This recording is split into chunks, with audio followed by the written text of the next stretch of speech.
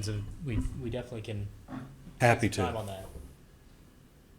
I can talk about this as long as you want me to. Thanks for giving me this much time. Go ahead. Yes, sir. I know you have a fund that's going to help, and you may want to take this opportunity to publicize how people could send resources to assist the county. Thank you. 217 Swan Quarter, North Carolina. And we have created a special fund for Ocracoke. All the money that comes in goes straight into that fund. And we are receipting everything and replying with a receipt in case anybody wanted to use those for tax deduction purposes. And I greatly appreciate you giving me the opportunity to do that. One other thing that I didn't say, the company that's working with us did a lot of work in Onslow and Pamlico counties last year. They have repeatedly said, this is nothing like we did last year. Yeah. Working on that island and having the logistics of scheduling the amount of trucks, fuel to run the generators on a daily basis, getting them on and off the island is a puzzle. And if you miss a piece, it sets everything back. And they've never dealt with anything like this. I hear that constantly. Thank you, sir, for allowing me to do that. Thank you. We all appreciate tremendously the type of effort that goes into this, but your spirit is what will pull through.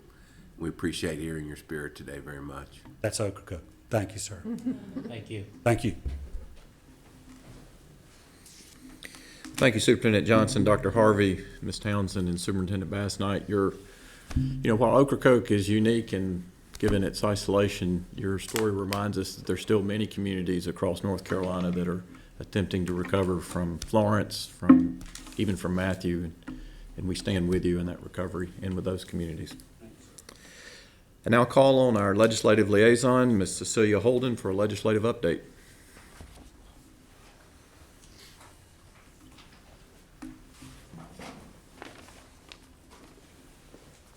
Good morning. Morning. I'm going to do a little bit of a atypical update today and focus on a couple of different topics, one being the budget update, and I'll ask Alexis Schaus to speak on where we are with mini budgets and the budget in general. And then I'll also give you an update on a comparison between current ISD legislation and Senate Bill 522, and then the request of the board considering the conversations from yesterday and the timing of where we are.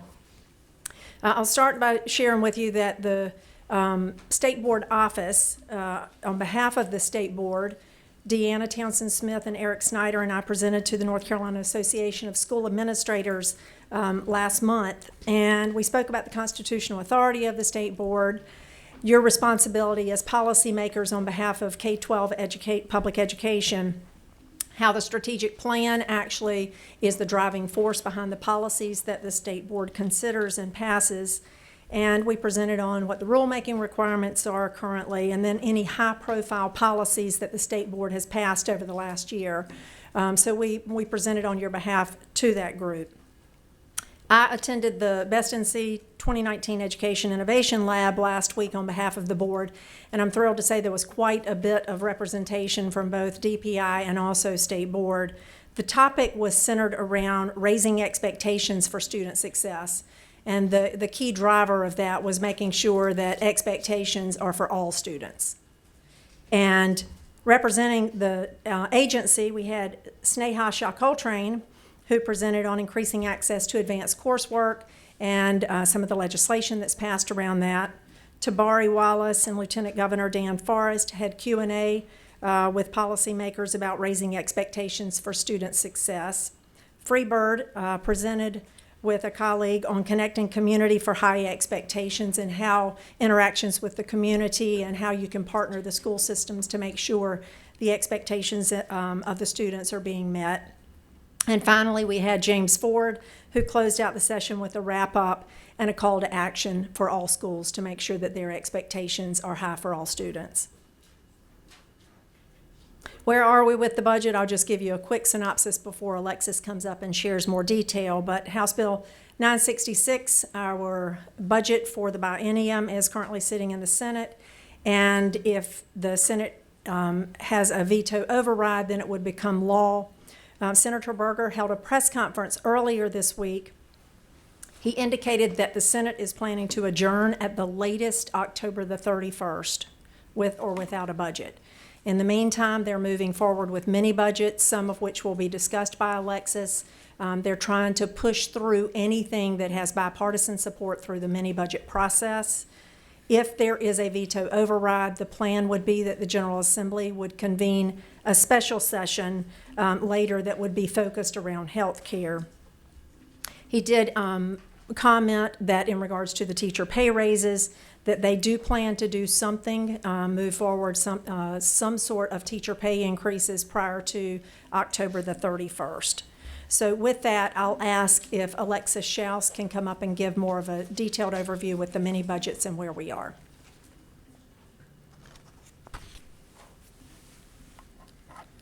Thank you and good morning. I'm going to give a short synopsis of the budget situation as it pertains to public schools and the impact on it, and then get into the mini budgets. I do want to make a statement that just because we are not in a shutdown and everything is closed up, which can be quite dramatic as we've seen on the federal government side, it shouldn't be minimized the impact that not having a final budget is having on the state budget, the DPI, the school districts. It affects them obviously with their operations and what they're planning to do. It affects their local budgets, especially with the unknown salary impact.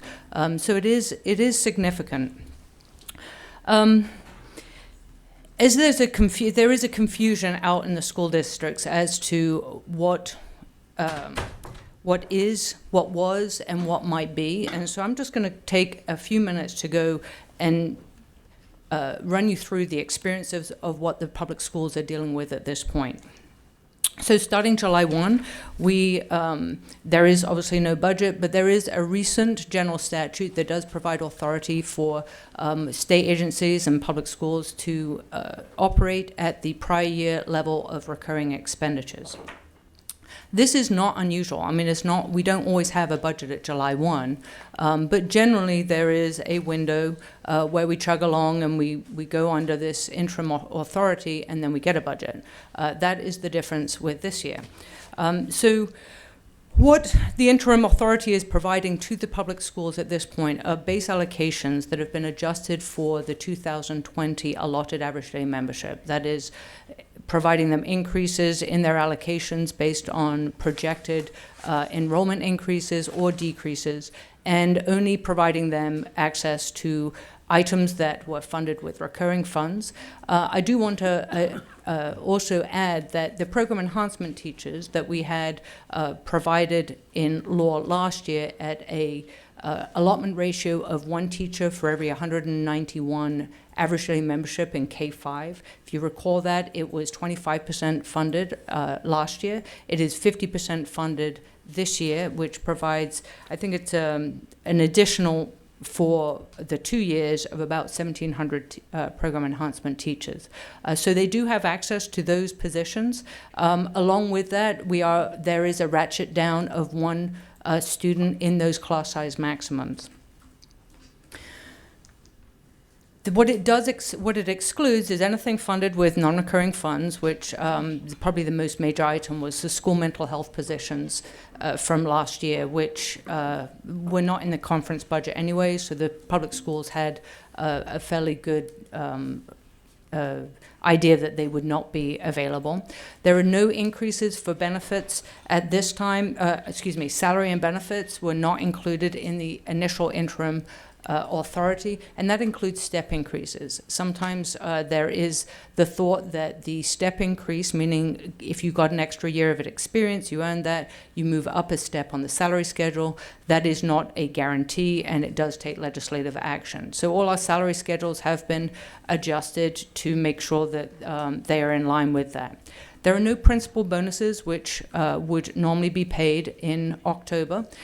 We do not have the authority to provide those bonuses at this time, as the language is very specific by fiscal year. There is no new highly qualified graduate supplements that is authorized. So highly qualified graduates that were employed last year can continue to receive those supplements, but school districts cannot provide those supplements to newly qualified, their new hires. And there are 6 new cooperative innovative high schools that are in operation that are not receiving their block grant, the supplemental funding that was authorized to the other ones.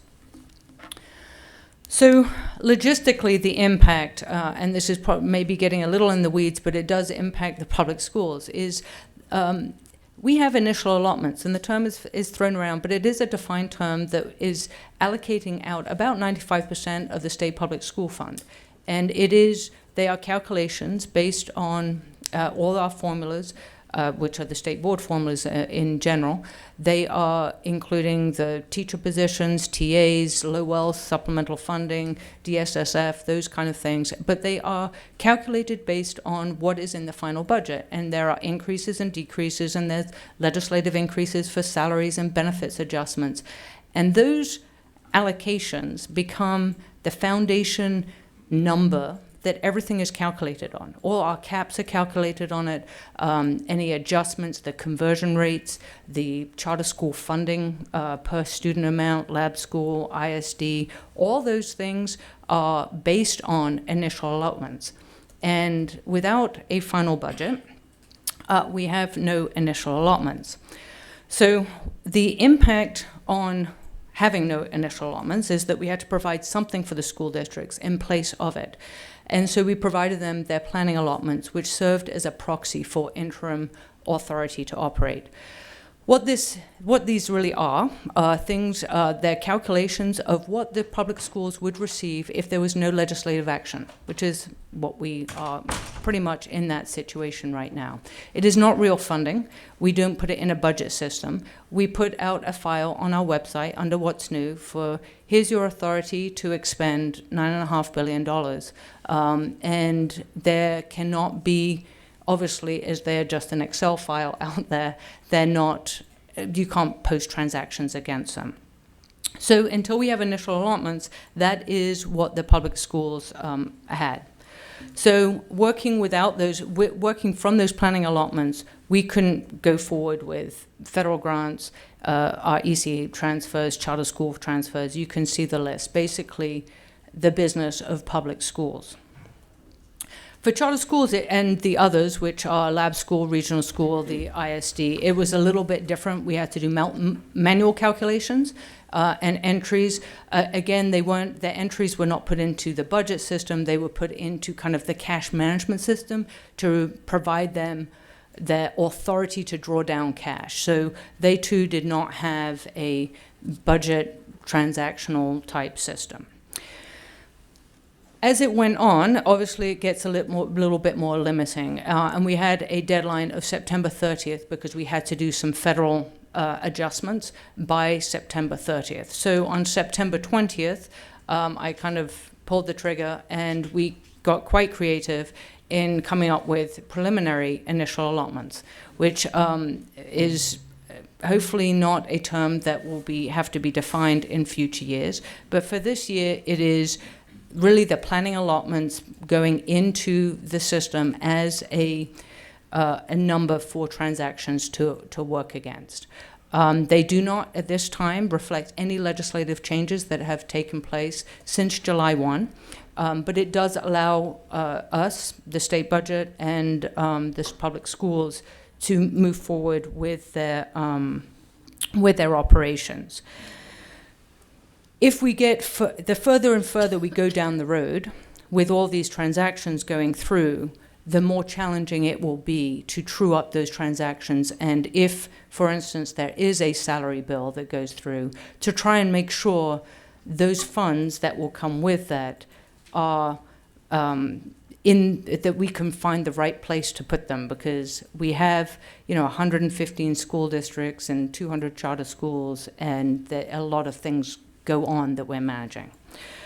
So with that, you were provided 2 handouts in your materials. One of them is a Word document that is the It is something I prepared back in the end of June. It is the conference budget, but I've updated it with shading out the specific legislation that has been enacted through mini budget. So you can see through that, some of them are money items, and some, which you can see in the money report, which is also a handout, and some of them are non-money items that have been passed.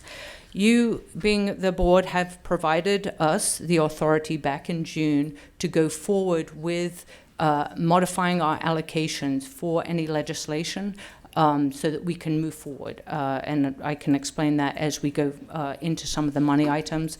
The only items that we move forward with are, for instance, an increase in funding of an allocation where there's already an existing approved formula. So the mini budgets. This one obviously is not a money item, but it is of interest. There is a definition in general statute now of a public school unit, and it does include these 8 entities. We would have preferred if the bottom 3 had been left off. It would have made it easier for us to use the term public school unit as the group of entities that are subject to most of the policies and funding and requirements. But that is in law and is now being defined in, so if you looked at the school safety bill, you would see eligible public school units for this section include, and generally it's the top 5 entities. The rehiring of reemployed retirees for high needs area. This concept is not new.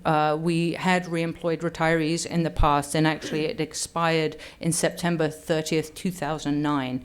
But this one is a lot more restrictive. It allows school districts to rehire retirees as full-time teachers for a whole year without it affecting their cap on their retirement that they're receiving. They do have to be retired on or before February 1st, 2019 with unreduced benefits, and they must be teaching exclusively at a Title I or a DF school. There are 2 stipulated pay amounts that they can be paid. If they are not teaching STEM or special education area, they are to be paid at the bachelor level step 0, which is $35,000.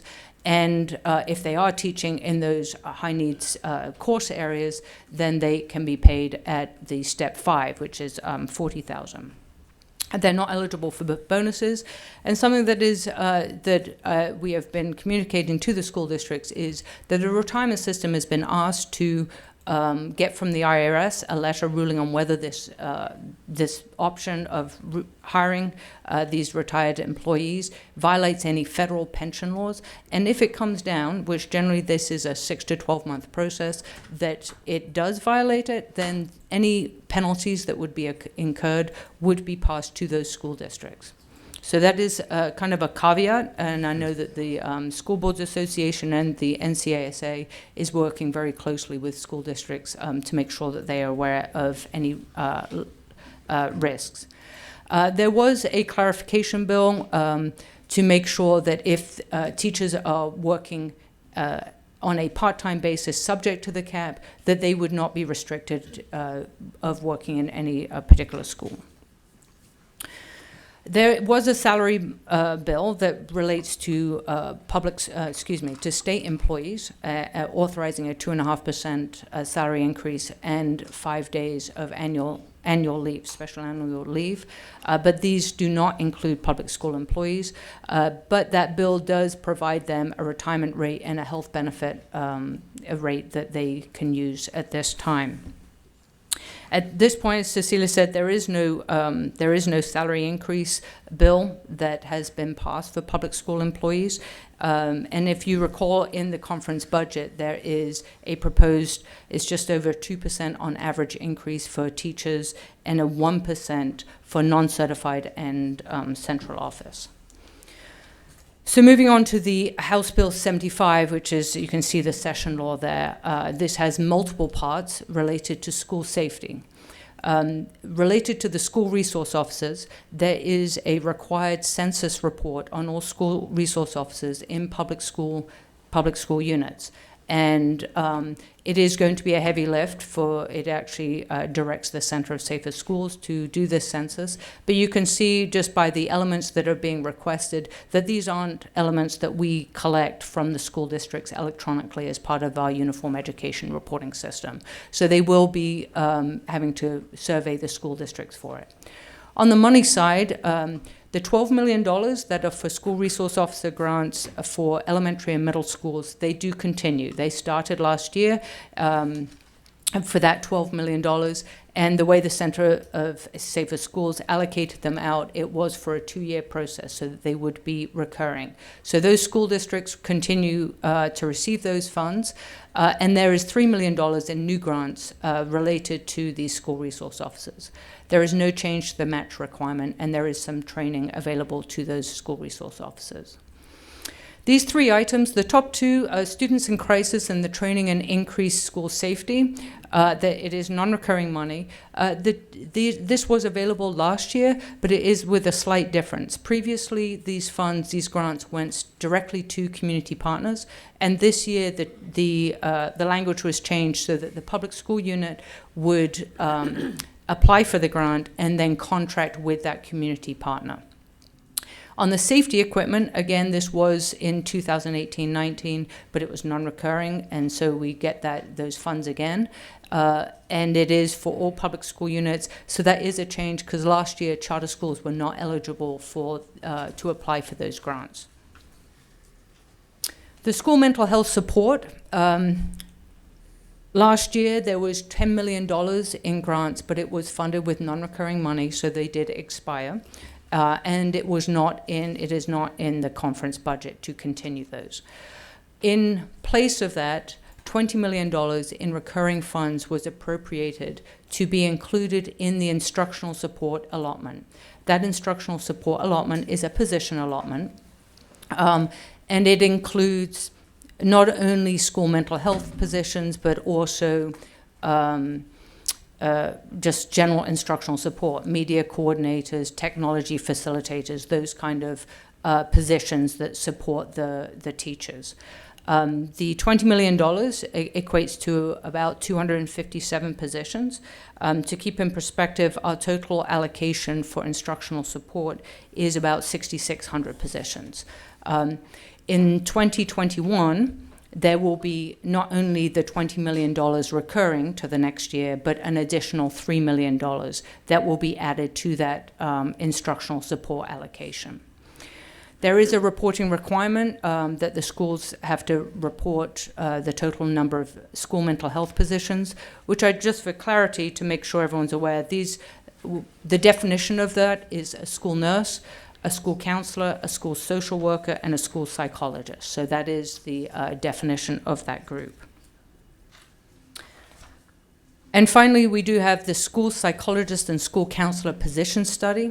This is, again, going to be quite significant to get this information. Some of the information we have from our data collections and other items in there will have to get manually from the school districts so that we can comply with that position study. Those are the what we're calling the mini budget report bills, and that are affecting the public schools. Obviously, we are waiting with anticipation for that salary bill, at which time we will combine the retirement money, the $20 million for instructional support, and that salary money, and batch it and try and at least be able to track it as an initial allotment. Comments or questions from my colleagues? Mr. Buxton? Thank you, Ms. Schaus. Appreciate it. And this may be a question for you or Cecilia. I don't want to put Mr. Coltrane on the spot. My recollection is that the governor's compromise budget had significant increases in teacher salary, school construction, and teacher supplies. Is that right? And is there anything else that we should be aware of that we could see in additional funding were there to be a compromise? Those are my recollection as well. Yeah.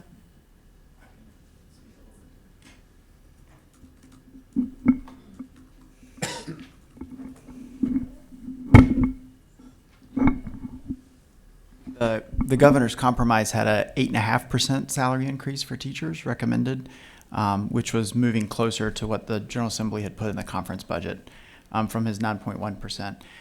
In terms of school construction, the governor's recommending a bond of about $2 billion for school construction, which obviously wouldn't impact the budget for this year. It would be placed on the ballot for November of 2020, but was open to a 1% state capital infrastructure fund amount, which I don't believe in his recommendation had funding for school construction. It would have been for state government facilities and I think community colleges and universities. So.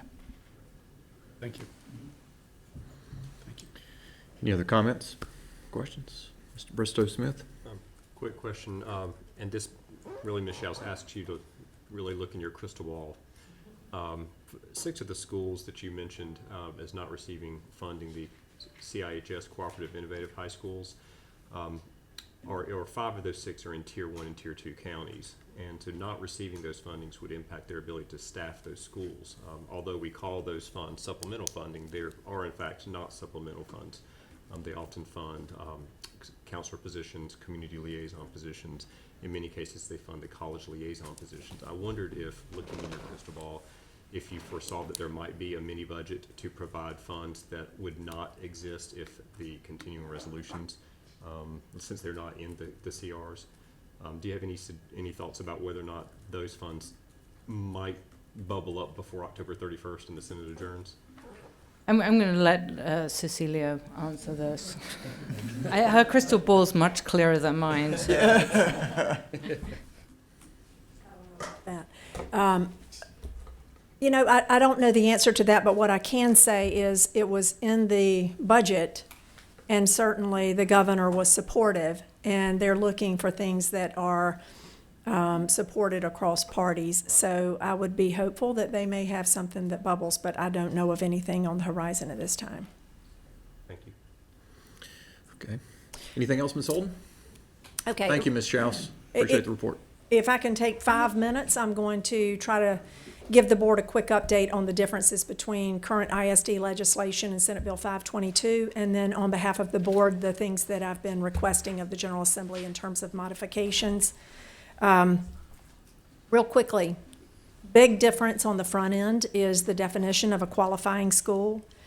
The current legislation states that a low-performing school that has to meet one of the following requirements: the school had to earn an overall school performance score in the lowest 5% of all schools in the prior school year. It would include schools that are all or in part of grades K through 5. The school did not exceed growth in at least one of the prior 3 school years and did not meet growth in at least one of the, that was a duplication, but it did not meet growth in one of the prior 3 school years. And that it's one of the models established for continually low-performing schools that's not been adopted. So, for example, it eliminated restarts and things of that nature in the current definition. It also allowed for schools that received a performance score in the lowest 10% for those K through 5 schools that had been designated by the local board of education for consideration. So it allowed for local boards to have a play in that. Senate Bill 522 is pretty straightforward at this point. It focuses on Title I schools in the lowest 5% in the state. A big difference here is it's not just K-5, it's all schools. So that's a big difference in the qualifying definition. In the current legislation, as was pointed out yesterday, it would require 4 additional schools go in beginning next school year. The current Senate Bill 522 would have 1 school go in beginning next year. In terms of the selection process, the current selection process is authorizing the state board to go through upon the recommendation of the ISD superintendent, and then it goes on to state that it would be based on 5 qualifying schools, and this was the first one that we've already put in, plus the additional 4, should represent geographic diversity, including urban and rural. The state board is not to select any more than 1 qualifying school per local school administrative unit unless the local board of education consents. That's current legislation. in Senate Bill 522, it gets back to what has been referred to by the board as the stoplight approach, where the state board is to only select schools that are qualifying schools. First, those are placed on the qualifying list. The next year, if they're still on the list, they would go on what's called the watch list. The following year, if they are still bottom 5, Title I, they would go on the warning list. At that point is when a public hearing would be required. And then the following year, if the school remains on the list, is when they would automatically go in and become an ISD school. The ISD superintendent is to notify the local superintendent and the local board by November 15th of their status and provide schools' performance data, considerations for improvement, and any additional information necessary. So that would be if they are on the identification list, and then the watch list, warning list. So that's a November 15th date for the new legislation. Under Senate Bill 522, there's language that is that speaks to the support process that is not included in the current legislation. It states that the State Board of Education shall ensure qualifying schools identified for any ISD list are engaged in strategies in compliance with federal and state law for comprehensive support and improvement. The State Board may establish criteria for the selection of independent turnaround school consultants in a pay-for-performance model to provide direct support for qualifying schools. The ISD superintendent shall monitor the schools and assist local boards of education in identifying funding, strategies, and partners for comprehensive support and improvement efforts. So that supports language is in the new legislation but was not in the prior, is not in the current. Local Board of Education action, it says that local boards shall identify and engage in strategies in compliance with the federal and state law, and goes on to somewhat mimic what the state board is to do. A local Board of Education member with an immediate family member who's employed by the local board and assigned to the qualifying school shall recuse himself or herself from any of the actions by the board. The new legislation, Senate Bill 522, if passed, would state that if fewer than 5 schools are selected, a local board may request the state board to select their qualifying school. Senate Bill 522 has public notification in there that requires that the list of schools on the ISD qualifying, watch, and warning list, selected ISD schools, shall be made publicly available on a website maintained by the ISD. And then finally, Senate Bill 522 would state that teachers may return with career status from an ISD school to a public school in the LEA where the ISD is located upon the end of employment in the ISD if a position is available. So it speaks to their career status if they are reemployed in the LEA. That's kind of a comparison between the current legislation, Senate Bill 522. On behalf of the board, I will start by saying that the board has made it very clear that even if there are no changes to Senate Bill 522, it is better than the existing legislation. So we are pushing really hard to try to get this bill through the General Assembly.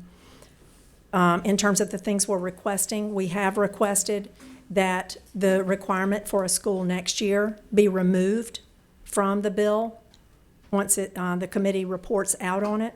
So we've requested that that be removed so that we would not have a school have to go in next year. And then the other piece that we've requested in partnership with the School Boards Association, where it says that the qualifying schools, if they remain on that stoplight approach all the way through, shall end up in the ISD. There was some concerns around the shall versus may. The state board negotiated with the School Boards Association on a compromise solution and just stated that the state board shall select 2, but no more than 5 that remain on as a qualifying school if they go all the way through the stoplight approach.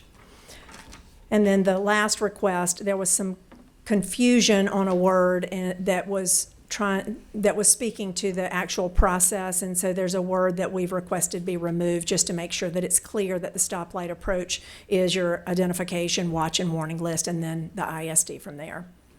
So in terms of what we are hopeful, as Ms. White pointed out yesterday, we had a really good meeting with the conference committee members and the superintendent. The superintendent's legislative team and I have been marching down the same path and trying to get this across the finish line. I'm very hopeful that we may see a conference committee report out next week. It would go straight for vote. It's basically thumbs up, thumbs down. So it would either pass without any amendments or it would not pass, but we're very hopeful at this time. Thank you, Ms. Holden. Questions from my colleagues? Thank you very much. Appreciate the good work.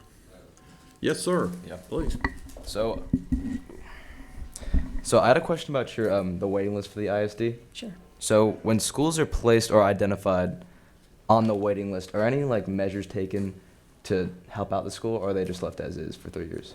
No, that would become part of the support process that Support. was discussed. So if they end up on the list of identified schools, then the state board at that point is to offer those supports.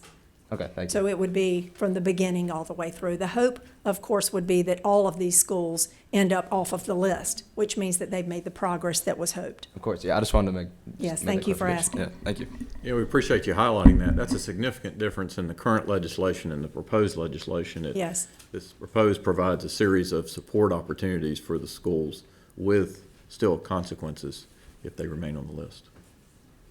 Any other questions? Thank you, Ms. Holden. Thank you. Appreciate it. One other additional thanks to the Hurricane Dorian recovery. We'd like to thank the Governor's Education Advisor, Mr. Coltrane, for your particularly behind-the-scenes work connecting our NCAT Executive Director with other members of the executive branch and obtaining the approvals for that response on Ocracoke. Thank you. We'll now proceed to our committee reports, and I remind our committee chairs in the audience that all voting on consent and any item requiring action will be done at the end of the agenda via roll call vote. And I'll turn to Ms. White, who chairs both the School Turnaround and the Education, Innovation, and Charter Schools Committees. Ms. White. Thank you so much, Mr. Davis. I feel like I ought to offer my board members the opportunity to do the seventh inning stretch. We've had a lot of very weighty material this morning. I'm excited and a bit tremulous about the report that we're going to have during our issues session this morning. So, as you know, the state currently offers 4 different opportunities for turnaround. And from conversations at this board table about the measures of impact and accountability, about what exactly we are doing for our state's lowest performing schools, we've asked for a report to be giving about how our reform models are impacting these recurring low-performing schools. So we've got Dr. Bev Emery, who's going to come forward and share this information with us this morning. Just brief highlight. We are working on to your question, Mr. Tomberlin, a continuum of support. That once a school is identified and we know that they're in crisis, that we give them every opportunity, every tool, every resource to make the decisions at the local level to turn that individual school around. And so we want to find out this morning how some of those efforts have helped or not helped. And so with that, Dr. Emery, thank you so much. And I might add that Jill Kamnitz and J.B. Buxton, who is serving with me on the school turnaround committee, the 3 of us have been working on gathering this listening to the information prepared by staff and supporting you at every step of the way. But great feedback and guidance. So thank you all and good morning. All of you have done a great job of setting the table here for this conversation, and I can't help but as I sit here and listen, think about my 84-year-old former Marine Corps father who expected that our beds were made every day in a way that a quarter would pop on the bed. However, when it wasn't inspection time, he took great care in showing you how to make the bed in such a way that that would happen. And I hope the message that you get today from this report is that as a department, we have to reflect back on ourselves and ask, have we set a very clear expectation for what we want to achieve, and then how have we as a department defined what that looks like and what role we can play in providing support. I think we're on our way. I do want to say I think that the regional support model that we have launched this year has been growing and evolving, and based on the feedback from this committee, I think where we started with this huge catalog of supports that might go out across the state, we're looking much more narrowly at how do we do exactly what's just been outlined, and that is provide very defined, systematic support to those schools that are identified in this stoplight approach to a more serious intervention. And part of that conversation revolves around what does systemic sustainability look like? And say that 3 times really fast. But if we could figure out that formula for these lowest performing schools, we have given them, that nutritional piece that they need to make continuous progress. I know we all believe that nobody is intentionally not performing. Nobody is intentionally creating culture or scenario where schools are not performing, but they are very different.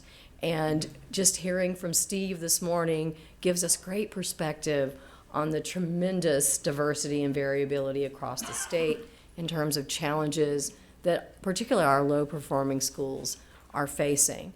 So I'm going to ask Julie Garber, who has been our lead and has really done the work on this report, to come share it with you.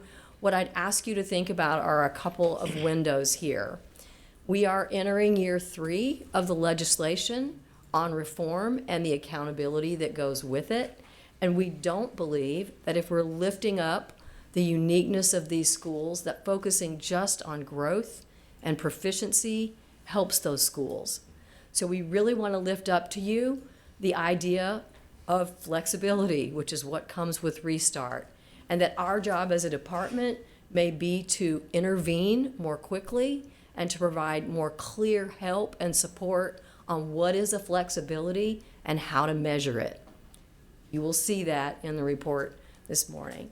We're also bringing you some recommendations about using our little task force or council within the agency to really create a clear definition of what we consider to be academic gains that do include this piece of flexibility, and bring that back to you for approval in November. I think that we have short-term work here that is good and that we can use to launch this next round of required data collection for the restarts, which will go from the 58 that you will see data on today to well over 100. We have approved 135, but this next round will capture up to 109, I believe, restart schools, and we will be a little more directive about the data that we request of them so that we can get a better handle on how to support their efforts on the ground in our districts. I do want to say that the board member input here has been incredibly helpful in terms of guiding not only this work and where it goes, but the work of our regional support system as we look at Leandro on the horizon and how we might be more bold as an agency in addressing a support model that really looks at genuine turnaround. I do want to also mention before I turn it over to Julie that we have sent this to some of our partners. I met early in the summer with leadership from TIP, who have sort of been at the front of Restart and what that looks like. I also shared this with NCASA and Jack Hogan Association and Shirley Prince with NC Papa, all with favorable responses about what we're trying to do here and that it looks really reasonable, particular positives around focusing on flexibility and how do we help people maximize the use of that flexibility to get a better outcome for student results. With that, I'm going to turn it over to Julie.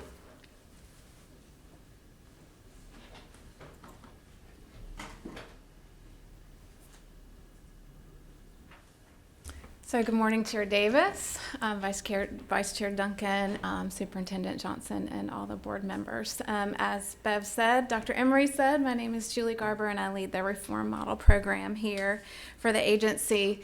I'm going to be sharing with you the NC Reform Model Annual Report Summary. So, to begin, I want to remind us of your goal to, in your new strategic plan, to improve school and district performance by 2025. So as you see there, we have a component number 1 which actually mentions the restart schools, and the goal being that they would meet or exceed annual growth. So, a restart school, as Dr. Emery mentioned, is one of 4 of the reform models in which an LEA can request to reform any school that has been recurring low performing, as you're familiar with. And the 4 models: transformation, restart, turnaround, and school closure. Of all of our schools in the reform model program, they are currently all restart schools. So, again, just a reminder for the restart schools, for all those listening, that a restart school is one who operates with the same exemptions and rules as a charter school. In policy, your policy DSTR 040, that all schools, all restart schools, must submit an annual report as of December 1st to document academic gains. So last year, because of Hurricane Florence, this deadline was extended to March 1st, and then this year we will remain with the December 1st. So as Dr. Emery mentioned, there are 58 schools who've gone through the first cohort, if you will, and they have submitted an annual report. This year there will be an additional 49, and so we're at a total of 107. So this year 107 schools either submitting first year report or a second year report. All right, so the 58 schools were required to submit information on their flexibilities, and so we gathered that information, codified that information for you, and have some results to share for you of just the flexibilities that are being used. And of course, we'll do this once the reports come in again. So you see that in tracking budget flexibility, you have 84% of schools, restart schools, who are utilizing this flexibility. You have 14% of restart schools utilizing the class size flexibility. In tracking the calendar flexibility, you have 34% of the restart schools utilizing this calendar flexibility in many different ways. And then in tracking the employment requirement flexibility, which is the flexibility to hire at least 50% licensed teachers, there are 55% of our restart schools utilizing that flexibility. And then not finally yet, in curriculum, so standard course of study and the curriculum, we have 16% of these schools utilizing actually curriculum flexibility. Of these schools, no one is actually using a standard course of study curriculum. They're all continuing to use our standard course of study. And then finally, we have tracking the assessment flexibility. We have about 14% of our schools utilizing this flexibility. So overall, what I can share with you is that from this experience in gathering this information, we've gleaned some needs that are there for our restart schools and providing more supports for them in what they understand to be their flexibilities and how they're using them. And so that's information for us as we grow the program in terms of support of what we can provide for them in the future. We are also considering the opportunity to potentially change the window. Currently, they have an ongoing window that they can just rolling apply. And if we could provide some more supports for them, it might be beneficial to shorten the window when scores are released, and then potentially early on in the year, and then the springtime could be an opportunity for us to provide that support for the schools. So that's an option. In reviewing the academic performance of these schools, we have chosen to focus on the 58 because we can track those schools over 2 years now. And so what we have for you, and it's important to know, is an overall count of these schools when they're talking about the proficiency score. So what you're going to see is not a proficiency score, it is a count of the schools who have increased or decreased their proficiency score by 1 percentage points, either increasing, staying the same, or decreasing. Okay, so we'll look at this first chart here. This is grade level proficient for all subjects. And we're going to start with the bar on the left. From 1617 to 1718, what you see there are 48.3% of our 58 schools increasing their proficiency.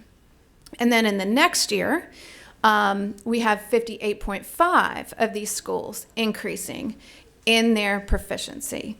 58.5% of the 58. Okay?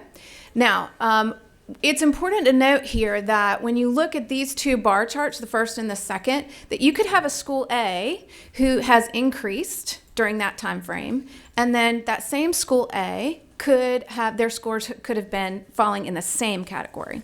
So it's really important to be able to track over time. And so the third bar on your right is a tracking over time of the change, the net change. So to demonstrate this a little bit, I want to take you to this next graph. So this is a chart of the 10 schools that have stayed the same in terms of how we've defined same. But what you notice is that their scores have changed, increased and decreased, but the overall net change has been defined as the same. So there's a lot of things happening with these proficiency scores. So that's why I take the time to stop and tell you it's important to track over time. So now if we go back to this same, we're on grade level proficiency again, the right hand, the far right bar, 46.4% have increased. 46.4% of the 58 have increased their proficiency score. Okay, so we're going to break it down a little bit more and go to specifically math. All right, so when we look at math on the left-hand side, we've got 60.3% of our schools who have increased in their proficiency, and then a slight decrease to 57.1%. And then again, over time, we've got an increase of 55.4, sorry. So that's our math.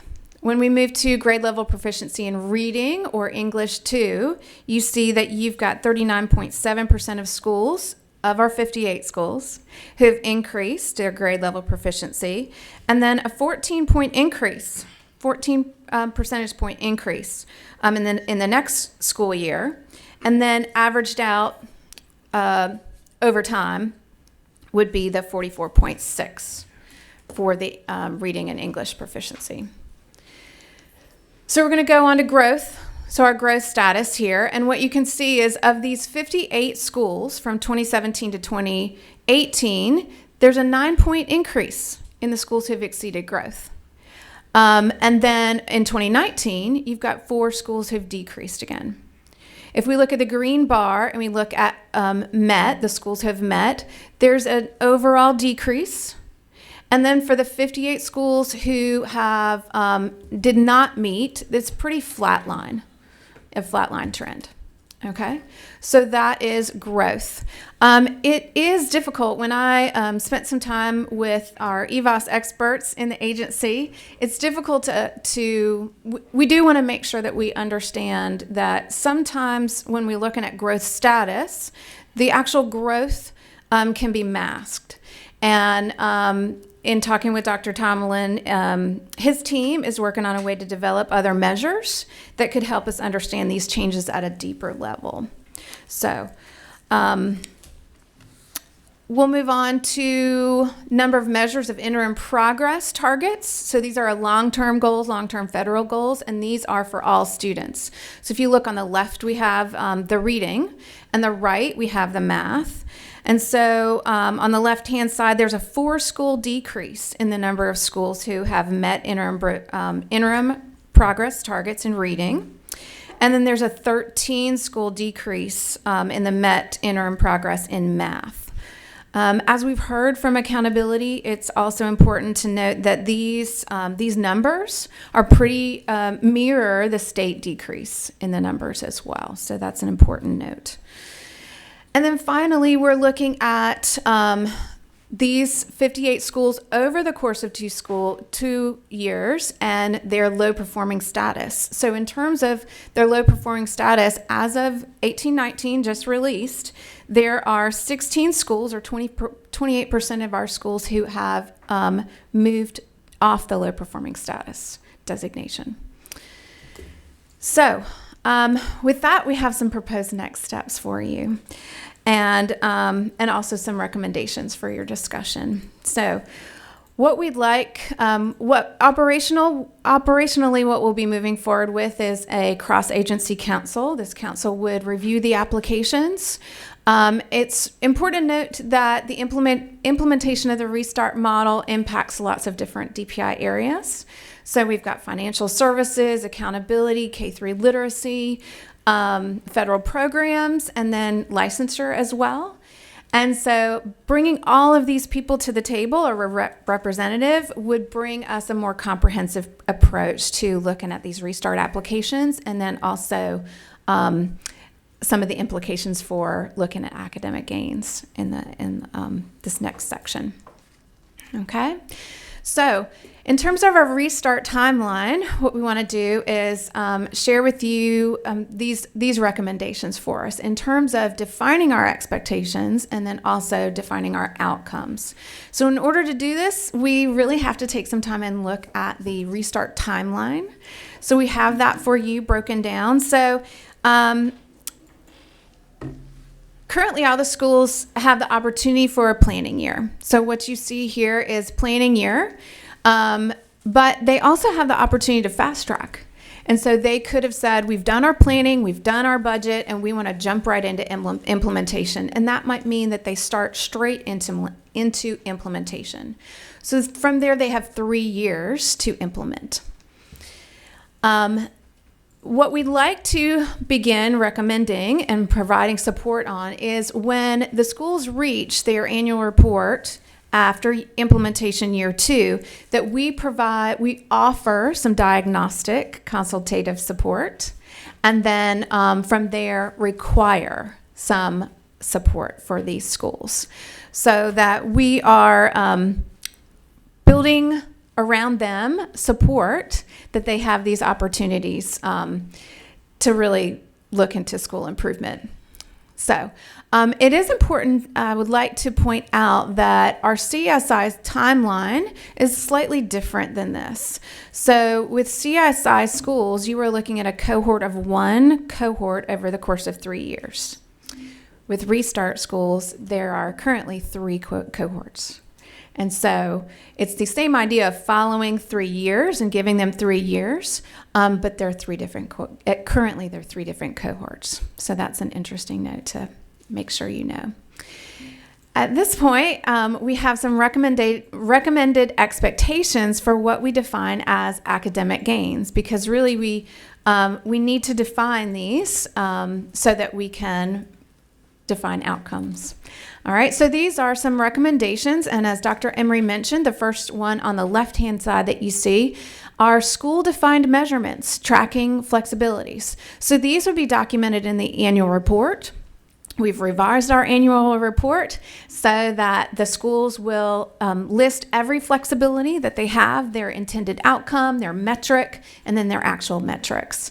So this will give us a far clearer picture, and it builds in that idea of monitoring and supporting their school improvement, so that they are also monitoring what their goals are and outcomes.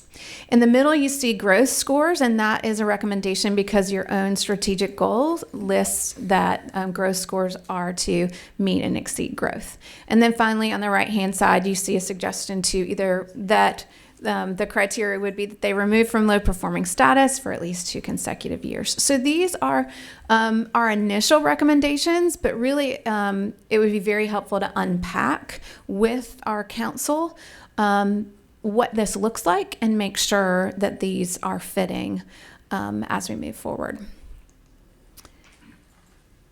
There we go.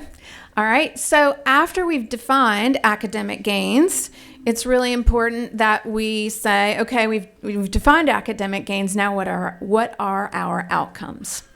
So if we say that the school has met the expectations of the academic gains, then they continue.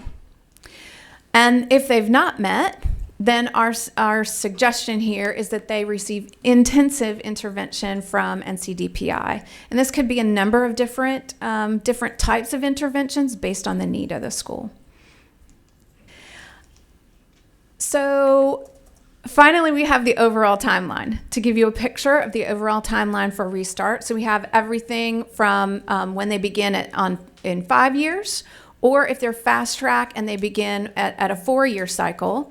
But we're beginning in year 1, they have that potential planning all the way to year 5. And in year 5 is when there would be a decision of the outcome based on academic gains, whether they continue, whether they receive the intensive support. And the beginning of year 6 is when the school would be informed. So October, as scores are released, and then their annual report is due in December, and then the school would be notified before the beginning of the year. So we have a little bit of a equation for you. If you've ever heard of if this, then that, it's a little web service that's provided. I use one that gives me a notification based on a conditional statement. If my weather app says that it's the weather is going to increase about 20 percentage points, then I receive an email that tells me to bring my Excedrin. So it's a conditional statement, right? It's on a trigger. And so we need to build some understanding amongst all of us and the schools of the conditional statement here. If the school meets or does not meet academic gains, what happens? What happens next? And so we have these recommendations for you, as Dr. Emery mentioned in the beginning, that we would like to ask you to direct us as you see fit, the council to investigate this criteria, because as I mentioned, it really needs to be unpacked a little bit, and to define the academic gains and then return to you with a recommendation. And then after that recommendation, then approve what you see fit as an outcome, being what happens if they meet or do not meet these expectations. And then just as a final follow-up, what we will be doing on our end is developing this criteria for you, potentially in the November SBE meeting, and then revising our application to have a window so we could support these schools a little bit better, developing a guidance of resources on the flexibility, and then finally the council would be reviewing Restart applications so we have a more comprehensive approach. So with that, I will stop after a lengthy amount of information, and thank you for your attention, and ask if you have any questions. Thank you. Tremendous opportunity just to showcase the work that you've been doing along with Dr. Emery and Dr. Cynthia Martin. Also want to give a nod to her. Board members, that was a lot of information. What questions do you have? I see Mr. Ford with a question. Yeah, so I appreciate you taking some time to walk us through this. And you said I think it's critically important for all schools, but certainly for the Restart schools as well. Mr. Ford, could you your I'm mic? sorry. That's okay. So with regard to the tracking Yes, of sir. progress, the progress tracking, it seems like so for the proficiency, we're going to be looking at all the schools that are in the Restart model in an aggregate, right? And looking at from year to year whether they those 3 bands, whether they increase, stay the same, or decrease, correct? Will there be an opportunity to break those out by school so we can kind of see the particular picture or arc for each school? Just because at the aggregate level, I feel like there'll be a whole lot that gets masked in there. So even if it's just, as part of the report, like a printout, the same way we would do with our accountability for each school, that'd be really, really helpful. And are we, for proficiency and for growth, are we using sort of two different bands there? So for growth, will it still be primarily exceeds, meets, or did not meet, or will we be looking at that through the same lens where it's like same, decrease, or increase So for that one, it was the count of the schools that exceeded, met, or did not meet. So we'll keep it at that. It was interesting to figure out how to bring this information to you.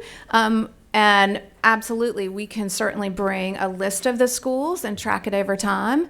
And so you would have the details. So for this presentation, it was decided to think about this in terms of how do we bring this information to you, and so it was chosen to do it in that form of the count in proficiency and then the count in growth. Gotcha. Yes, please. If I can add to that too, my silly story about making the bed. I think you raise a profound question we've wrestled with for the last 3 to 4 months, which is, what have we told these restart schools would be our measure? And so if this is what we decide, whatever you decide, we feel like we have an obligation before we start reporting it publicly to be sure they know that that's what we're going to do. And so I think we're very flexible on what the needs are and how we do that. But this was a starting point for us in terms of what do we want. So we're really clear, a year from now, this is the way this is going to get reported. Yeah. So it doesn't feel as personal. I know it won't surprise you, there's some feeling that once you approve me, I'm done. And that's not really what the statute says, nor what we want, right? So now it's trying to go back and just be good leaders in terms of, here's what this is very clearly. And so we appreciate your input and any other board members' input on what that expectation needs to be. And so I appreciate, thank you for clarifying that. And then the other one is kind of a process question. I wonder if, as part of this effort, because a lot of this is experimentation, right? And we're giving folks license to be creative and outside the box. If we're cataloging these success stories, right? So the schools that do, for whatever reason, increase, is there a way we're tracking and finding out and archiving, okay, these are the strategies that this particular school took, so that it maybe could be scaled, right? Or taken, or used. That is a great point, and thank you for bringing that up. And yes, at this point, we have information that lines up the flexibilities that they've chosen and to gather that information.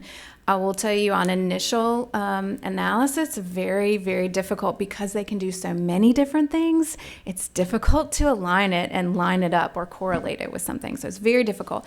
But under Dr. Emery's direction, we have really focused in on the tracking.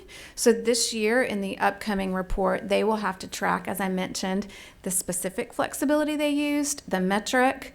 And so we'll be able to unpack that some more. And then as I mentioned, providing more support, what I'd like to see happen is that we have some networking and we bring some of these exemplars to come in and surround everybody and talk about what's working. It is tough because the idea is it's creative and that they have lots of opportunities. So there's lots of different scenarios. But it's a great, thank you. That's where I would like to go with it. And McCall also, one of the most positives out of sending this ahead of time was Anne responded back that TIP is actually going to work on grant funding to focus solely on these exemplars and how could we use them as part of the support. So, and you all know this. I mean, if I don't know what flexible scheduling looks like, where's the exemplar? And do we as a department then connect those schools that really want to look at it and see how it works with an exemplar? So I had a little anxiety about where TIP would be in this, and the response has been very positive. Good. Thank you, Madam Chair. Ms. Morris. I would like to second the appreciation of the work y'all are doing, and this presentation really shed light into how much is being done. I just want to share with you something I'm hearing from teachers as I go around to different schools. So if you think about the nature of a school that is part of this restart model, we know that we're going to have schools that are struggling pretty severely with the reading and curriculum piece. And we're having this wonderful emphasis on K-3 literacy, which we're hearing about the science of reading as a huge point of what we're doing with our literacy.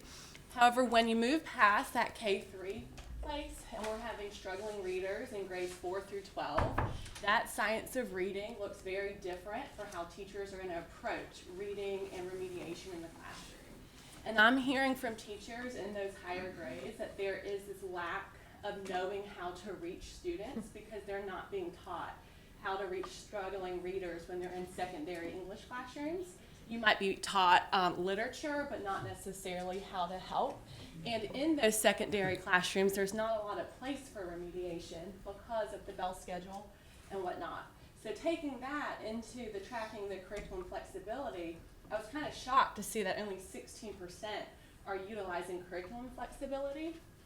And knowing furthermore how important instructional coaching is, if we want to move a staff forward on changing practices, I would love to see secondary coaching on the wish list. Thank you. I totally agree with you. I think that there really does need support. From my days as a coach, I would completely concur with that we really do need some confirmation over here as well. Specifically So, secondary. yes, Because that's absolutely, absolutely. Right. And it could be also that those I've also been familiar with some of the NCT study and some of the suggestions that they're making, and I'm also seeing that built into some of the support, the sharing research with them on barriers, and that they could use their budget flexibility to address these barriers could be a big a key. So thank you for that point. Ms. Kamnitz. Looking at the slide on proposed outcomes, and you've got year 3 expectations are met. So then the outcome is to continue in the restart model. Does that then end at 5 years and then you go out of the restart model? Or do you stay in restart for as long? What's the? Thank you. Great question. I would say that they continue, and they will continue to go through the 3-year cycle. So they've reached that 3-year mark.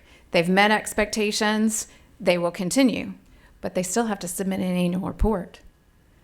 So every 3 years they would go through a final evaluation again. So in that,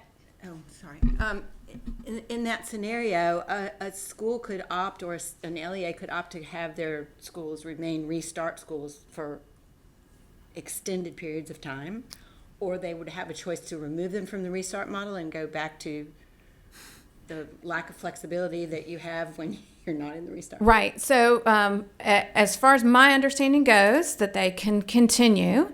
I am familiar with examples in past history that an LEA has rescinded the application or rescinded the approval, and so that is their choice. I mean, they could choose to rescind the restart status. Does that help? Mm-hmm. As a follow to her, would they have to reapply? Would they have to submit at the end of their initial term? Would they have to resubmit paperwork? That is not my understanding. I don't believe so, but we can investigate, but that's not my understanding. So even when they no longer meet the criteria that got them into the restart model in the first place, they would still be able to stay in the restart model and retain that flexibility. From my understanding of statute and policy. We haven't gotten to this point Yeah, yet. from my understanding of statute and policy, there's nothing written in there that talks about that. So it's obviously there's some questions and concerns, and it's certainly a consideration for, what you want to see in policy. Perhaps as we move forward, and actually after we get through the November work session, we may have a little better clarity, but it does make sense that maybe we want to add some definition and I guess finality to terms of restart, or perhaps a timeline, so that or a waiver perhaps if a school has moved out of low performing, they're doing well, but they feel like that the flexibilities offered through Restart are critical to their continued success, then the system would then allow them to maintain those flexibilities without officially being a Restart school. I think a couple of things that have been brought to light here. First, the creation of that council replicates what's being done on a statewide platform with the regional support. What that does is centralize the support here at the agency to provide wraparound for those schools during their initial process of becoming a Restart. We've received data that hasn't been presented to you yet, even though it appeared in chart form. The conclusion here is that the schools are not equipped to access those flexibilities that are afforded to them. They must be taught, they must be coached. What does that look like in order for those flexibilities to be effectual and effectual? So, Mr. Buxton. One comment, the kind of changing or shifting context that this is sitting in is today, if you enter into Restart, it also exempts you from the ISD. If 522 passes the way we wrote the bill, Restart becomes one of those efforts you pursue because you think that's the right theory of action for you to move into higher performance. If you don't, you're still on moving along the timeline. And so Restart doesn't protect you from that. It becomes your vehicle for improving. And then it's the same context in terms of the broader support system that Restart becomes one of those ways we give districts the tools to improve. And if it doesn't help, then we provide more supports and assistance to get them moving along the way. Yes. The one other comment I would just make, because I think you were walking this direction, is I think we've been on record as a board in wanting to see more flexibilities available to our schools, especially around budget and calendar. And so would hope we wouldn't take anything that would, and I don't think you're saying this, that would march back flexibilities, but we would try to enshrine flexibilities that we think are helping people move in the right direction. Yes, and maybe find a way for people to keep them without being necessarily labeled Restart schools and Yes. therefore low achieving. So how can you keep them if that's how you got out of the low achieving? I understand a little spot bit in the more first place? from what you just said. Thank you. That helps. Okay. Yes, Mr. Bristow Smith. Thank you. Ms. Garber, Dr. Emery, I'm a member of a network, Cooperative Innovative High Schools, and so often we have developed relationships between schools where one of us supports another, particularly new principals moving into these positions, often because there may only be one CIHS within an LEA. And so I'm wondering if, as you're building out your data collection and your networks of support, if you're finding ways to also build networks of support between really highly effective principals who are doing the work in these turnaround schools, partly because each one of the contexts of these schools is different. And so the irony is that although the model provides flexibility, all Restart schools are not the same. And so what so often building level leaders need who are doing unique work in unique circumstances is a thought partner. They need a colleague who is also in a similar role who can help them through that. Could you speak to maybe where you see that process headed as far as building out networks of support between Restart leaders? I love what you're saying, and I think part of this is how we start in round 2 of this annual report collection and getting the data, and how do we connect them. And I think that's clearly a role the department can play, particularly with our 8 regional case people who are actually out there and in these schools. And I think some of that's already started in terms of referral as a support. But what I'm hearing you say is how do we formalize that? And I think first we have to have the data to build around that. I would love to see the outcome here not be that extended learning time is the flexibility that's the magic bullet, but that we prove that flexibility in and of itself is the magic bullet. What I think we have work to do is to help people understand how to translate that into an outcome, because we know it's happening, but what I don't think, and I think Board Member White really articulated, that people know how to quantify it. And to the point of how do I keep those flexibilities, or how in the Pollyanna world that I live in, could we extend them to everybody?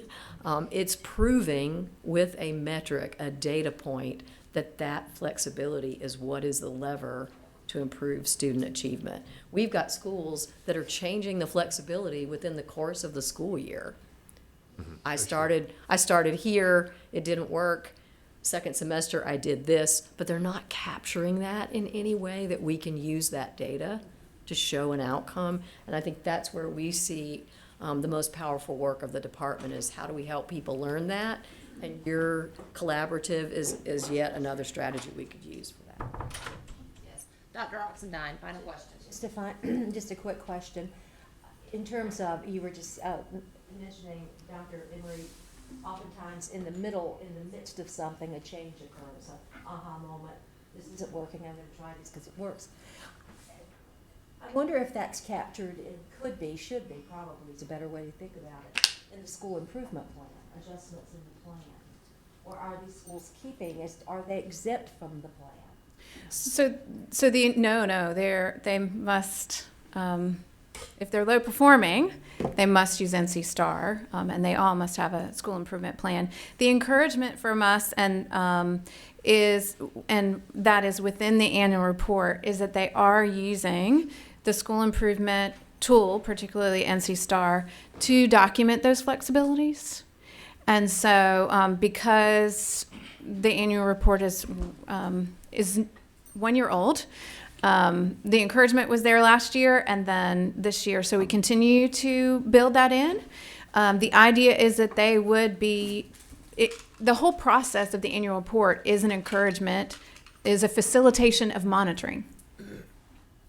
And so we could continue to support that with those supports that we've talked about, build that in. So thank you. Thank you. At the pleasure of the chair, he does have a comment. Sorry, I know we need to move on because that's usually my line, but so this discussion reminds me of Dr. Moody's presentation to us about her Restart District. These are very similar topics and opportunities, and I think what we most want to get at is the last point you were making, Dr. Emery, and that is we need a really clear understanding of how districts are using the flexibilities and specifically how they're using them. And frankly, I'm with you. Where I want to get to is that flexibilities aren't reserved for a school that needs them. They're available to every school and every superintendent in every district in our state, because that's the right way to educate students and the right way to use the resources we're given. So I really encourage you to dig deep on how these schools are specifically using which specific parts of the flexibilities. I find it interesting that so few of them are using the flexibilities. And I remember Dr. Moody saying, well, I realized I had a lot more flexibility than I was using, and I suspect that's a similar case here. I'll also encourage you to consider the year-to-year comparisons that you presented are interesting, but I'm reminded of some of the work that the Friday Institute does for us in comparing these schools.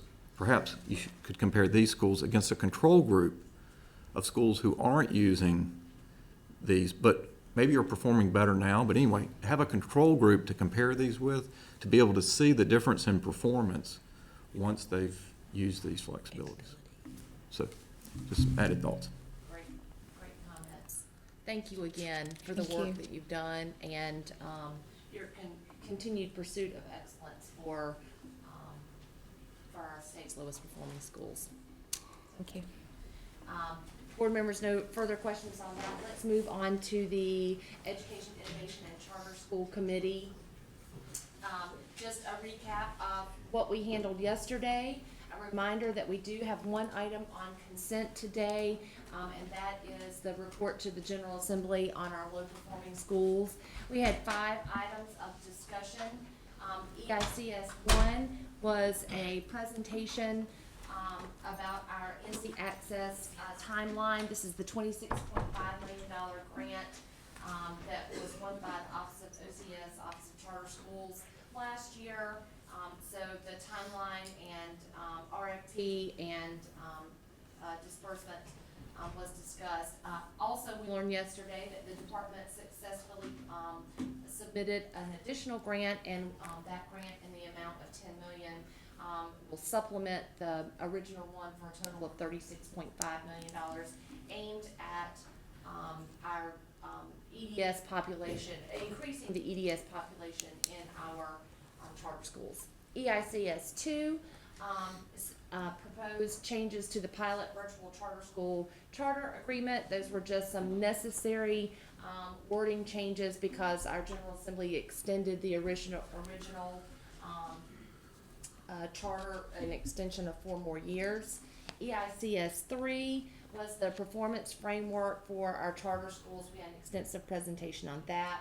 EICS 4 was the presentation that we heard about our innovative school district and results from our the first year at Southside Ashpole. And then EICS 5, Dr. James Ellerby walked us through the selection process for any new school that might need to be added to the innovative school district this year. As mentioned by Ms. Cecilia Holden and by our committee, we have worked hard to suggest to our General Assembly that we would very much like not to have to add the 4 schools that are required by statute this year. And we are hoping to have an answer on that within the next few weeks. Mr. Chair, that concludes our report on the work that was done this week. Thank you, Ms. White. We'll now take a 10-minute break, and let's be back around 11:40.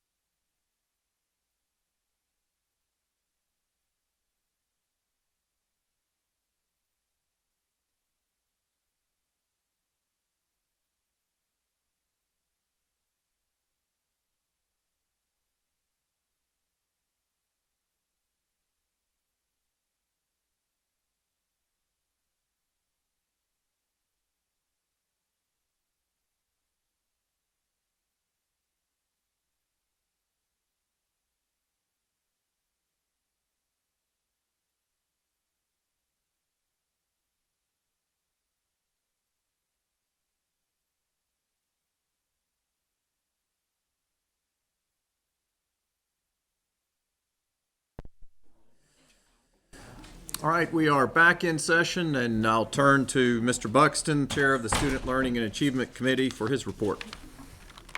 Thank you, Mr. Chairman, and as a reminder, I am joined in this endeavor by Dr. Olivia Oxendine. We have a number of action items, and one that I'm going to ask Mr. Chairman to be moved to an action on first read, which I'll explain in 1 second.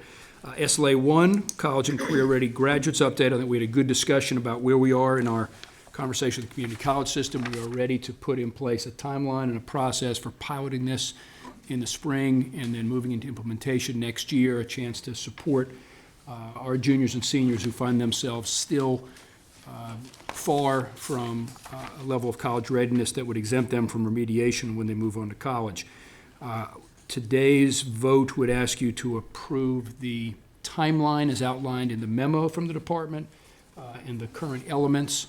What I would add to that memo is the board's request for an articulation of the lessons learned from the pilot and any modifications that we want to seek with our partners in the community college system as we move into implementation. And so that I would kind of append as part of the motion that we'll vote on today. Second is SLA 2, changes to the 2018-19 accountability data. There are a small handful of changes that came in after we approved that data last month that we will, as an addendum, approve today. SLA 3 is the alternative schools accountability model options for 2019-20. This is where our schools have to declare the alternate accountability option they will use for 2019-20 that we need to vote on approving.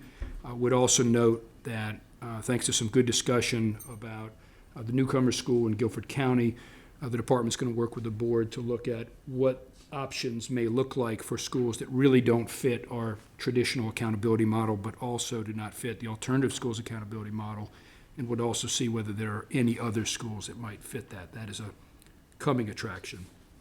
Mr. Chairman, without objection, Dr. Oxendine and I would like to add a request from the department for an action on first reading dealing with our alternate assessments for the K-3 diagnostic assessments.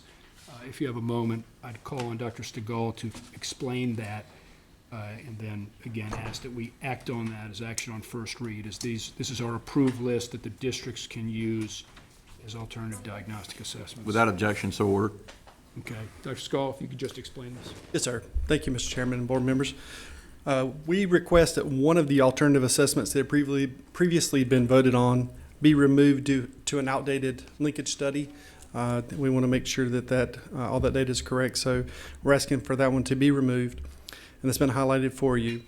And we're asking that one assessment to be added that provides additional support through a pencil and paper process for visually impaired students and students who have seizure issues. So if there are no objections, and I don't know if there are any questions, but we'd add that as an action on first reading so we could get that on the identified list. We will. At the department's request. All right. Thank you, Dr. Stegall. So we have those 4 action items today.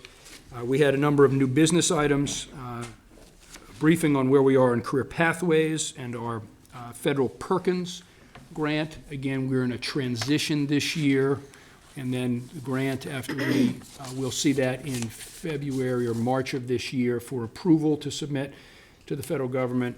And I think you saw a number of the new courses. There were good feedback from a number of members about some areas that we'd suggest some additional work, some coming attractions about how labor market data is informing local needs assessments. And so we're having a real pipeline from our schools to our post-secondary partners into our workforce. You also got a report on the credentials and some improvements that are being made to tie those to credentials of value. And I think, Mr. Chairman, those will also have some linkages to My Future NC and the state's effort to make sure we have the 2 million degrees and credentials that we need by 2030. We had an equity and excellence in gifted education update and some exciting work and kind of national leading work that's happening in our state in gifted education, and I think a very close tie to our strategic plan and our effort to really close opportunity gaps across the state when it comes to access to gifted education.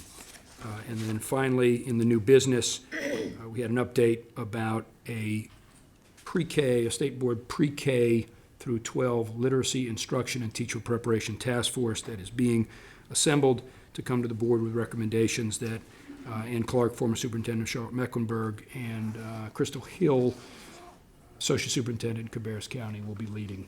And that will be meeting, it is our intent, later in the month.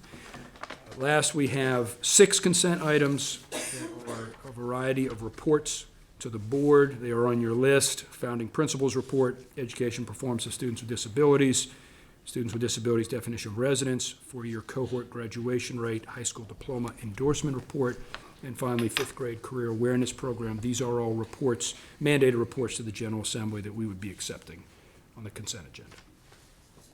Chairman, that ends my report. Thank you, Mr. Buxton. I now turn to the Vice Chair Duncan for the Business Operations Committee report. Thank you. Along with Todd Chastain, we lead the Business Operations Committee. We have no action items this month other than one consent item. We had an issue session meeting yesterday on the budget process and an overview of the budget process.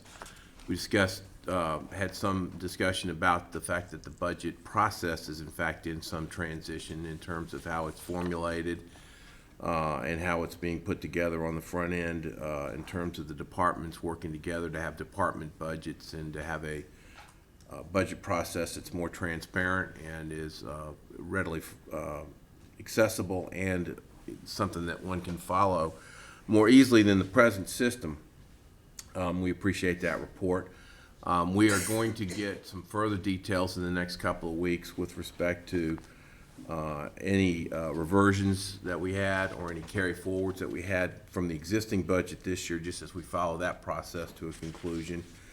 And at our next meeting, please be ready to start the discussions with respect to this coming year's budget proposal, in which we'll explore in a little greater depth, not just the proposal, but the proposed approach for budgeting as we go forward. And I think it's important to pay attention not just to the substance, but to the process as we go forward.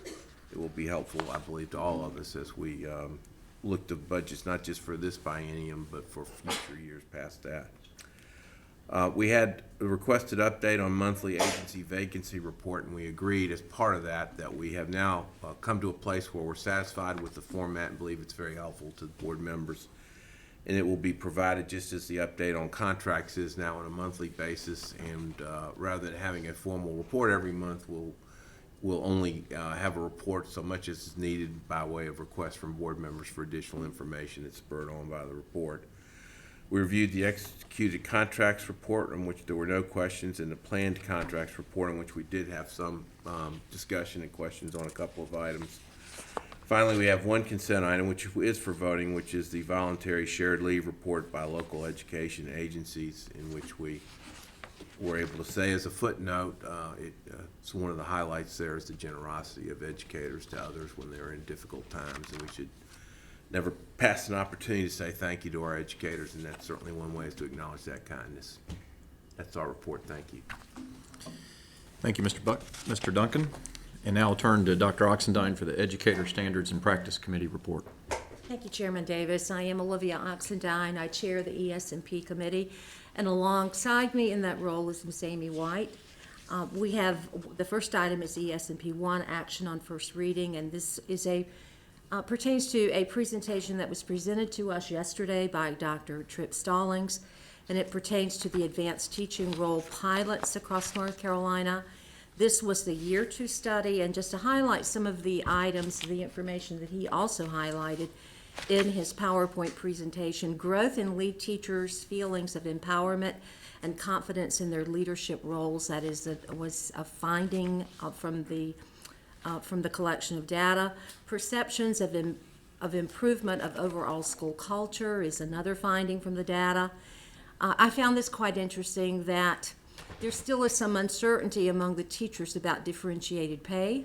So perhaps that is some area that perhaps the pilots need to give a little bit more attention to, because I would imagine that one of the, if not a primary goal, at least a secondary goal or an objective would have been out of those pilots to educate and build some appreciation around the notion of differentiated pay as a result of identifying new roles for teachers and leadership roles for teachers, reorganizing the school around advanced roles, and so on and so forth. So I would imagine that the researchers and the principals and others in the pilots will be giving attention to where can we take teachers next in understanding and valuing, understanding differentiated pay and developing an appreciation around that. So that, I thought that was a rather interesting finding in the presentation yesterday. Another finding, possible mismatches between selection criteria and leadership expectations. Uncertainty among the teachers not in leadership roles regarding the overall purpose of the pilot. So that suggests to me perhaps more professional development, more communication about the purpose of the pilot, and the meaning of advanced teaching roles. It was a very good presentation. So what is coming next? The Year 3 report is coming to us later on, and this is going to capture data collected between the period of July 2019 and June 2020. Dr. Stallings did note that the contract period is running out, but yet the collection of data will continue.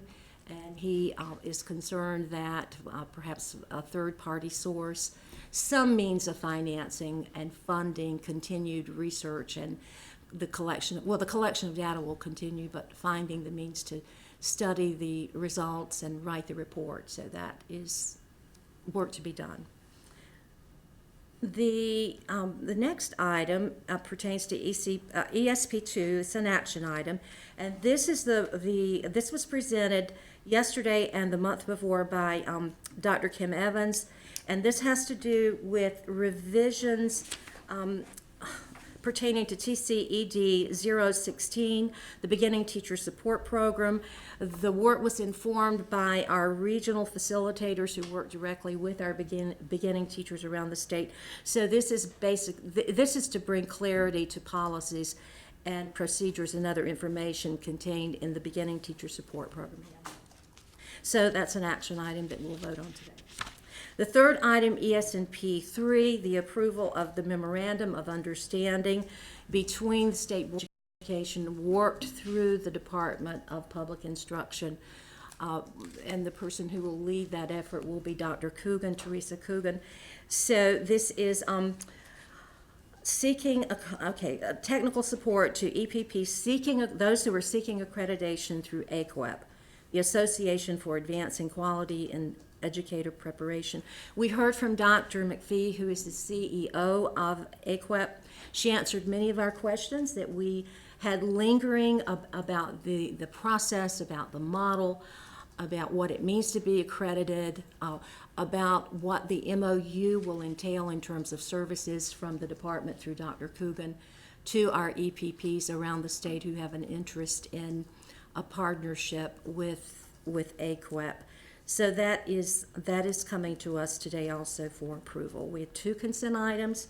One is the annual report of Pepsi, and that is ES&P 4, and then our ES&P 5 is to adopt emergency rules as temporary pertaining to SB 219, which the title of that is Modifying Teacher Licensing Requirements. So that concludes my report. Thank you. Thank you, Dr. Oxendine. Our final committee report is the Transformation Committee.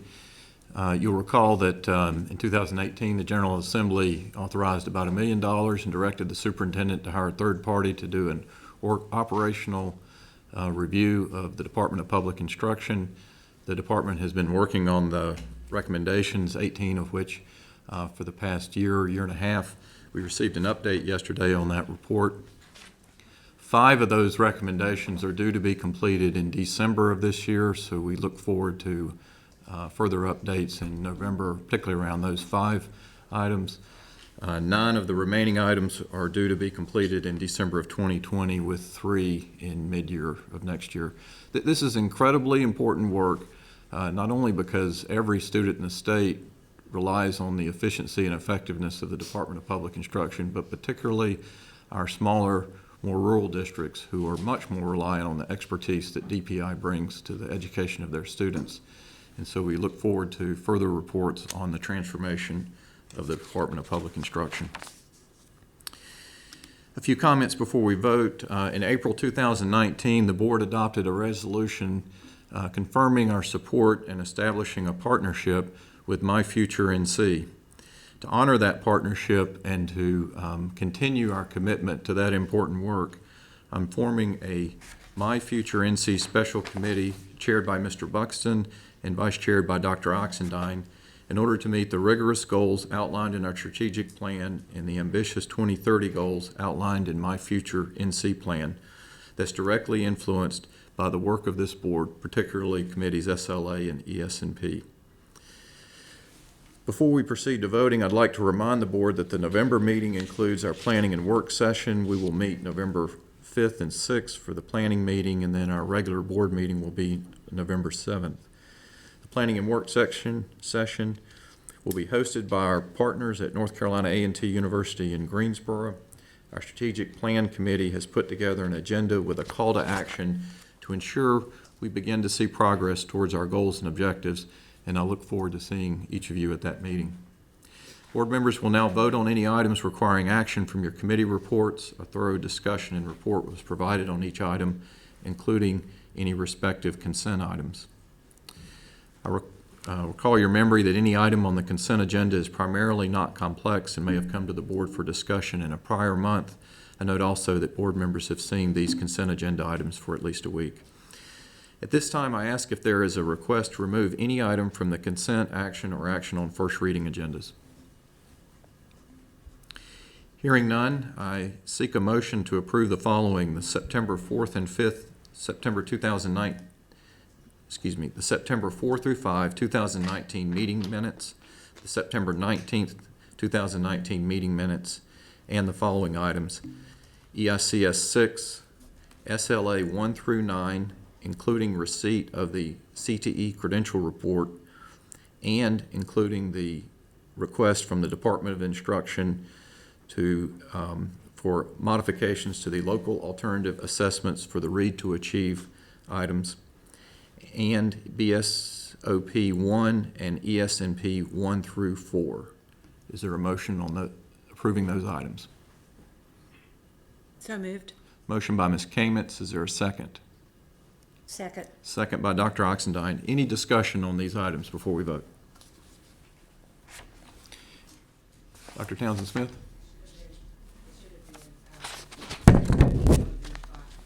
Okay, what's the fifth one?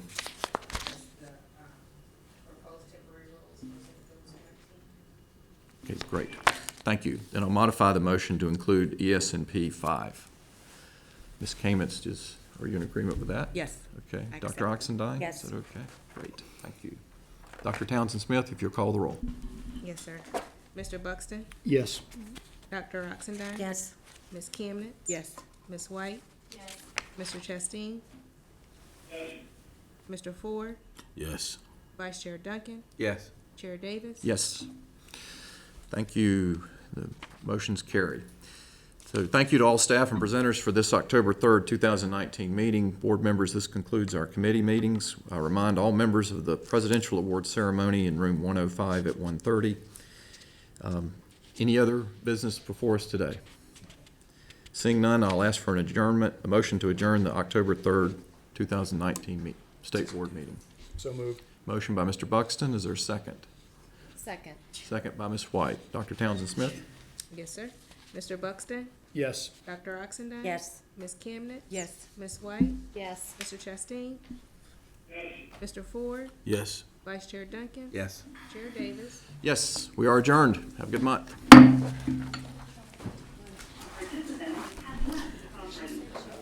Call me Miss America.